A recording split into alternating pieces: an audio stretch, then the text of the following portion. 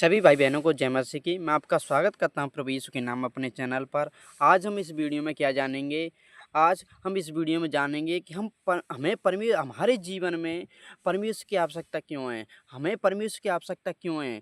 हमें परमेश्वर के पास क्यों जाना आवश्यक है? हमें परमेश्वर के पास जाना क्यों आवश्यक है? इस वीडियो में हम संपूर्ण बातें यही जानेंगे।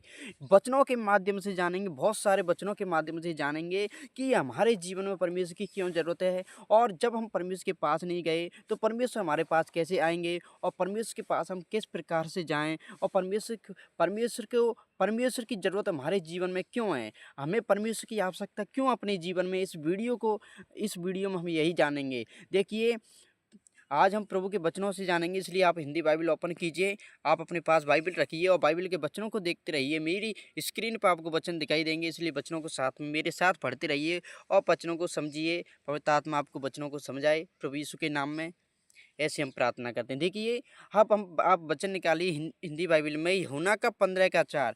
यहाँ पर क्या लिखा है मेरे भाइयों? देखिए, यहाँ पर क्या लिखा है, तुम मुझ में बने रहो। यहाँ पर हमारा परमेश्वर क्या कह रहा है?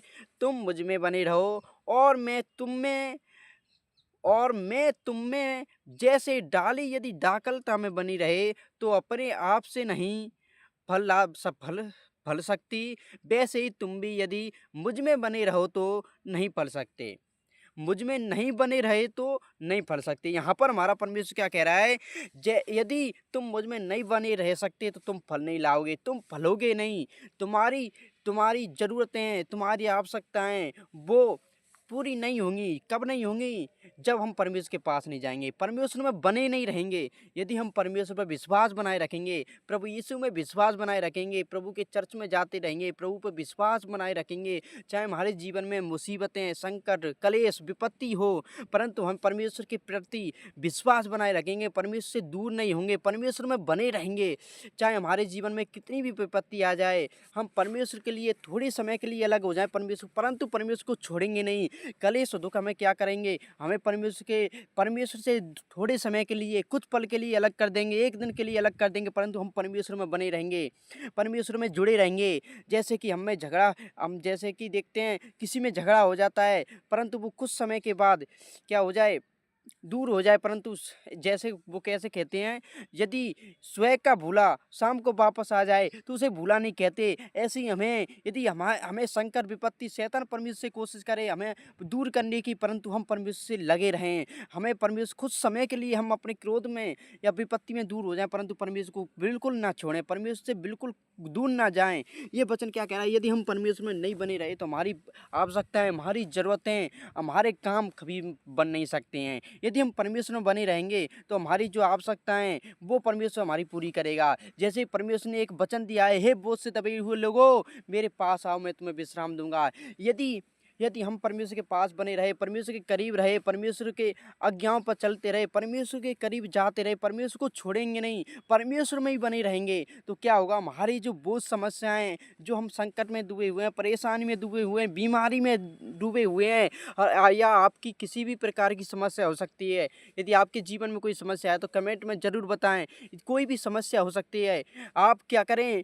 आप परमेश्वर में बने रहेंगे तो क्या होगा? परमेश्वर आपको उस समस्या से मुक्ति देगा, क्योंकि आपको फल लाएंगे, आप फलेंगे और परमेश्वर उस समस्या को दूर करेगा। यहाँ पर स्वयं लिखा है, यदि तुम मुझ में बने रहो और मैं तुम में जैसे तुम मुझ में बने रहो और मैं तुम में, जैसे डाली यदि दाखलता में बनी रहे तो अपने आप से नहीं फल सकती, वैसे ही तुम भी यदि मुझ में ना बने रहो तो नहीं फल सकते। यहाँ पर परमेश्वर क्या कहता है? यदि डाली किसी पेड़ पर नहीं लगी रही, दाखलता में नहीं लगी रही, तो वो क्या फल सकती है? क्या वो बढ़ सकती है?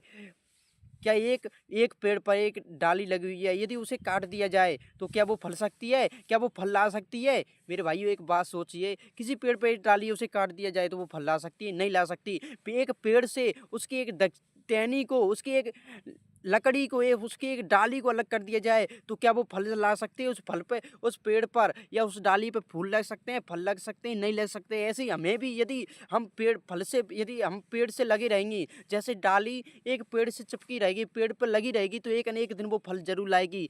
पेड़ 4 साल में, 5 साल में फल ज़रूर लाता है। यदि डाली लगी रहेगी तो उस पर फूल ज़रूर आएँगे, फल ज़रूर आएँगे, परंतु वो डाली काट दी जाएगी तो वो कभी भी फल नहीं ला सकती, वो कभी भी फलवंत नहीं हो सकती। ऐसे ही यदि हमारे जीवन में परमेश्वर में हम बने रहेंगे, परमेश्वर में लगे रहेंगे, परमेश्वर पर विश्वास बनाए रखेंगे, तो हम एक दिन फल ज़रूर लाएँगे। एक दिन हमारे जीवन में भी फूल ज़रूर खिलेंगे उस डाली की तरह। एक दिन हमारे जीवन से बहुत समस्याएँ, दुःख, संकट, विपत्ति दूर ज़रूर करेगा परमेश्वर। परंतु यदि हम परमेश्वर से दूर हो गए, जैसे एक डाली पेड़ से दूर हो गई, यदि हम परमेश्वर से दूर हो गए तो हमारे जीवन में कभी भी, हमारे जीवन में फिर फूल खिलने वाले ही नहीं हैं। हम अपनी मुसीबत से, संकट से, कभी परेशानी से छुटकारा पाएँगे ही नहीं, क्योंकि हमारी डाली पेड़ से काट दी गई है। यदि हम परमेश्वर से दूर हो गए तो हमारे जीवन में जो दुःख परेशानी है वो कभी दूर नहीं होंगी। इसलिए मेरे भाइयों-बहनों, यदि आपके जीवन में परेशानी है, दुःख है, संकट है, जैसे एक पेड़ से डाली लगी रहती है, एक न एक दिन वो फूल लाती है और फल भी लाती है। ऐसे ही यदि हम भी परमेश्वर से जुड़े रहेंगे, परमेश्वर में बने रहेंगे, तो एक न एक दिन फल लाएँगे और फलेंगे, फूलेंगे और परमेश्वर अपनी महिमा के लिए हमें इस्तेमाल करेगा और परमेश्वर हमारे बोझ से, समस्या से, दुःख से, संकट से हमें छुटकारा देगा, क्योंकि परमेश्वर ऐसे लोगों से के लिए ही आया है जो दुःख में, बीमारी में, विपत्ति में, संकट में, ऐसे लोगों को बचाने के लिए, ऐसे लोगों को छुड़ाने के लिए ही हमारा परमेश्वर आकाश को छोड़कर पृथ्वी पे आए हैं। प्रभु यीशु मसीह हमें यही समझाने के लिए आए हैं। प्रभु यीशु ने स्वयं एक वचन किया है, कहा है, भले चंगों को वैद्य की जरूरत नहीं हो सकती, ऐसे ही मैं भी धर्मियों को नहीं परंतु पापियों को बुलाने आया हूँ। मैं भी उनको बुलाने आया हूँ जो बोझ में दबे हुए हैं, परेशानी में, दुःख में, संकट में, विपत्ति में, पाप में। ऐसे लोगों को परमेश्वर, हम जैसे लोगों को परमेश्वर बुलाने के लिए आया है। परंतु हमें क्या करना होगा?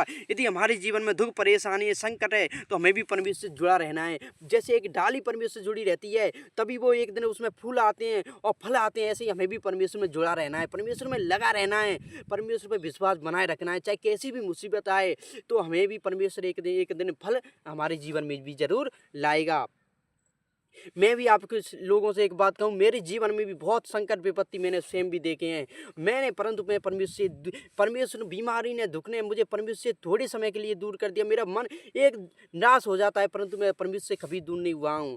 परंतु आज मेरा परमेश्वर ही हमें बचाने वाला है। परमेश्वर में हमें लगे ही रहना है, परमेश्वर में जुड़े रहना है। परमेश्वर हमें हर एक बोझ से, समस्या से, दुःख से, संकट से छुटकारा देगा। ये हमें विश्वास रखना है। देखिए, अब हम अगले वचन पर चलते हैं। अपने देखिए, मलाकियों के 3 के 7 को निकालिए। अब मलाकी अध्याय, हिंदी पुराने नियम में जाइए, मलाकी का वचन 3 का 7 निकालिए। देखिए, मैं भी आपको बताऊं, यदि मैं भी आज परमेश्वर, मैंने भी बहुत दुख, संकट, बीमारी देखी है, परंतु यदि मैं परमेश्वर में बना रहा हूं, तो आज मुझे परमेश्वर मुक्त कर रहा है। आज मैं परमेश्वर मेरा सही करने वाला, चंगाई देने वाला परमेश्वर है। आप लोग देखिए, ऐसे ही आप भी बने रहेंगे तो परमेश्वर आपको भी छुटकारा देगा, चंगाई देगा, मुक्ति देगा। मुझे भी परमेश्वर ने बीमारी से मुक्ति दी है। देखिए,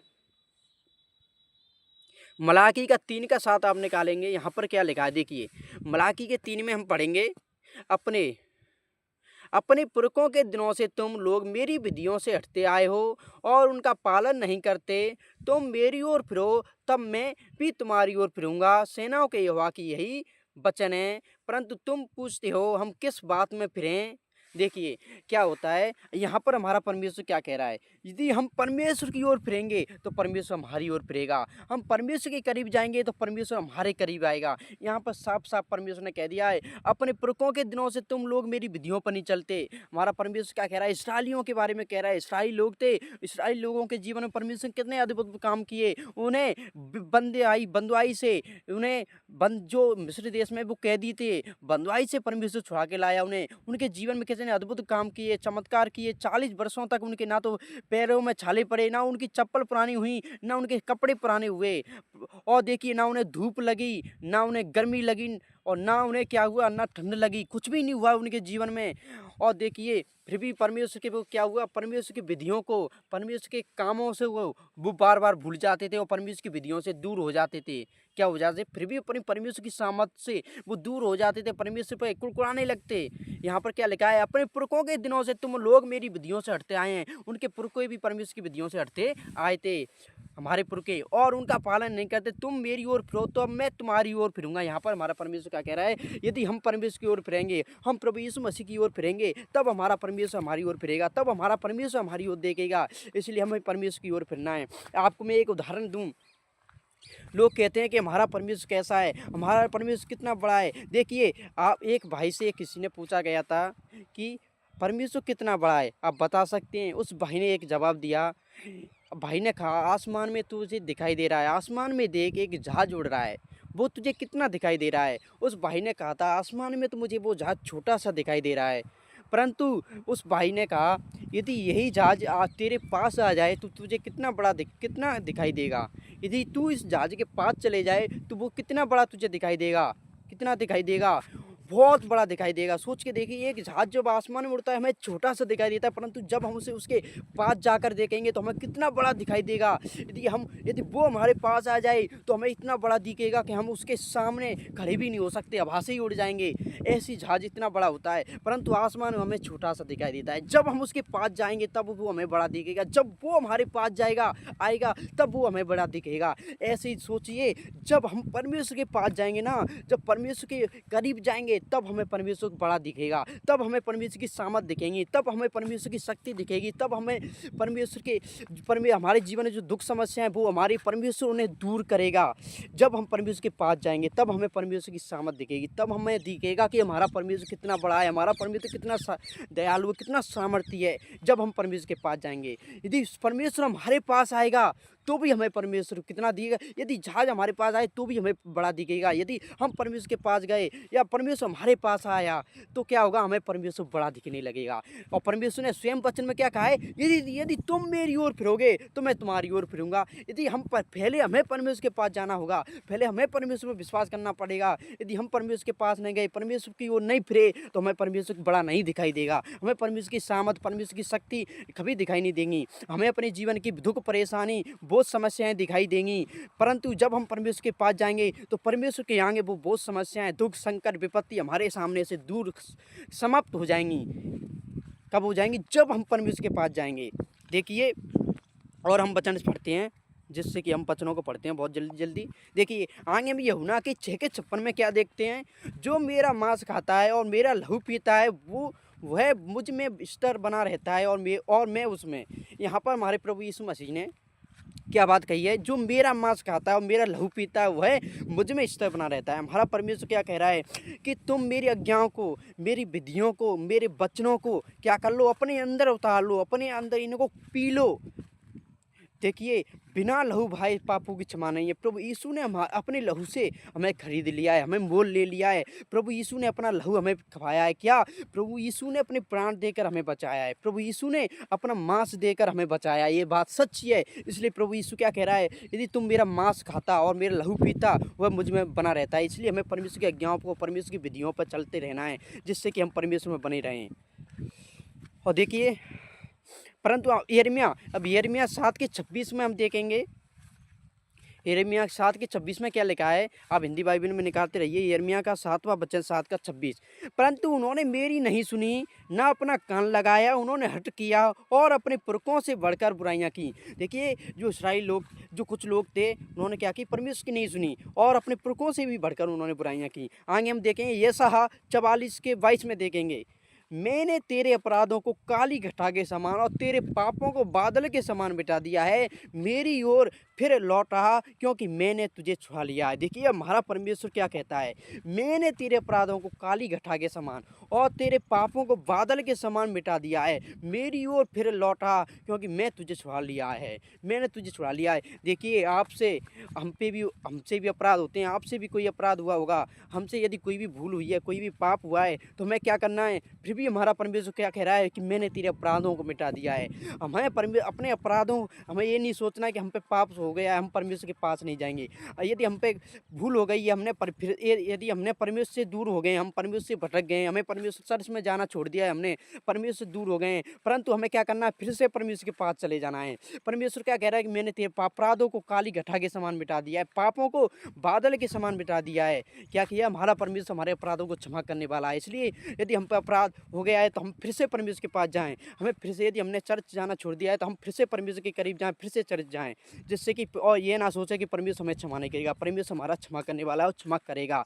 देखिए 2 पुत्रों की आपने कहानी तो हिंदी बाइबल में ज़रूर सुनी होगी। एक उड़ाऊ पुत्र था, ये 2 पुत्र थे, एक उड़ाऊ पुत्र था। उड़ाऊ पुत्र देखिए कुछ समय बाद अपने धन संपत्ति को हिस्सा करवा के ले गया, परंतु कुछ समय बाद वो पिता के पास आया। तो पिता यदि वो लौट के आया तो पिता को कितनी खुशी हुई, कितनी प्रशंसा हुई। ऐसे ही यदि हम भी परमेश्वर के से भटक गए हैं, दूर हो गए हैं, परंतु फिर से हम परमेश्वर के पास भटक के आ जाएँगे ना, तो हमारे पिता को, परमेश्वर को खुशी होगी। परमेश्वर नहीं चाहता कि हम में से कोई एक भी नाश हो, क्योंकि परमेश्वर हमसे प्रेम करता है। परमेश्वर नहीं चाहता कि हम में से कोई एक भी नाश हो, क्योंकि यदि किसी व्यक्ति की 100 भेड़ें थीं, यदि वो एक खो जाए तो उस एक को जब तक ढूंढता रहता है, जब तक वो मिल नहीं जाती। जब वो मिल जाती है तो वो खुशी होता है, प्रसन्न होता है। किस कारण? वो उस एक के कारण। ऐसे हमारा परमेश्वर भी कहता है, मैं नहीं चाहता कि तुम में से एक भी कोई नाश हो। परमेश्वर एक व्यक्ति के नाश होने से भी दुखी होता है। परमेश्वर चाहता है कि सभी बचाए जाएं, सभी के प्राण बचाए जाएं, कोई भी हम में से, तुम में से नाश ना हो।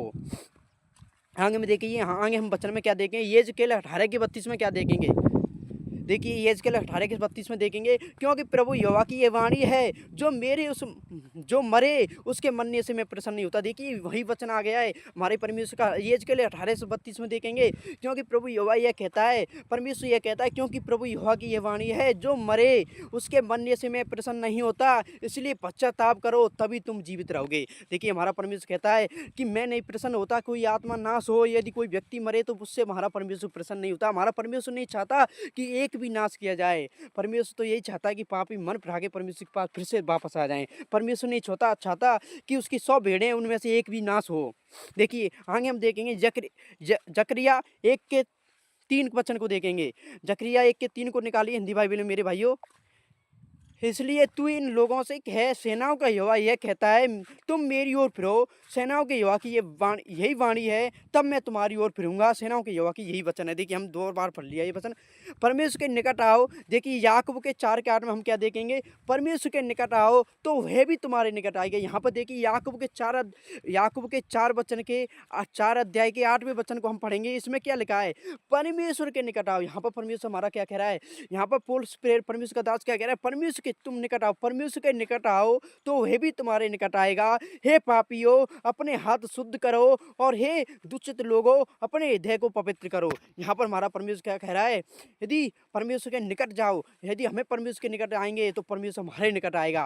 हे पापियों अपने हाथ शुद्ध करो, और हे दुष्टों अपने लोगों अपने हृदय को पवित्र करो। हमारा परमेश्वर पवित्र है, इसलिए हमें भी पवित्र बनना जरूरी है। यदि हम परमेश्वर के सामने हम पवित्र होंगे तभी हम परमेश्वर के सामने खड़े हो सकते हैं, परमेश्वर के सामने टिक सकते हैं। परमेश्वर ने स्वयं कहा है मत्ती में, जैसे मैं पवित्र हूँ तुम भी पवित्र बनो। यहाँ पर भी कहा है पवित्र बनो। देखिए परमेश्वर के निकट आएंगे तो वो परमेश्वर हमारे निकट आएगा। मैंने आपको एक उदाहरण देकर समझाया था, जैसे एक जहाज आसमान में उड़ता है, हमें छोटा दिखाई देता है, परंतु जैसे हम जहाज के पास जाएंगे या जहाज हमारे पास आएगा तो हमें बहुत बड़ा दिखाई देगा। ऐसे हमें यदि हम परमेश्वर के निकट गए, परमेश्वर के पास गए तो हमें क्या होगा, परमेश्वर बहुत बड़ा दिखाई देगा। और यदि हम परमेश्वर के पास गए ना तो हमें परमेश्वर बहुत बड़ा दिखाई देगा। और हम परमेश्वर, जब तक परमेश्वर से दूर रहेंगे तो हमें हमारे जीवन में जो दुख समस्याएं, कलेश हैं, विपत्तियां, वो हमें बहुत बड़ी दिखाई देंगी। क्या देंगी, वो हमें बहुत बड़ी दिखाई देंगी। यदि हम परमेश्वर के पास गए तो हमें परमेश्वर दिखाई देगा, परंतु हम परमेश्वर के पास नहीं गए, परमेश्वर तो हमें परमेश्वर बड़ा नहीं दिखाई देगा, अपनी समस्याएं बड़ी दिखाई देंगी। इसलिए हमें परमेश्वर के निकट जाना है, जिससे कि परमेश्वर भी हमारे निकट आए और हमें परमेश्वर बहुत बड़ा दिखाई दे, परमेश्वर की सामर्थ दिखाई दे, परमेश्वर की शक्ति दिखाई दे। इस वीडियो को ज़्यादा से ज़्यादा शेयर कीजिए, लाइक कीजिए और चैनल को सब्सक्राइब करना ना भूलिए मेरे भाइयों। सभी को गॉड ब्लेस यू, परमेश्वर आपको आशीष दे। आमीन।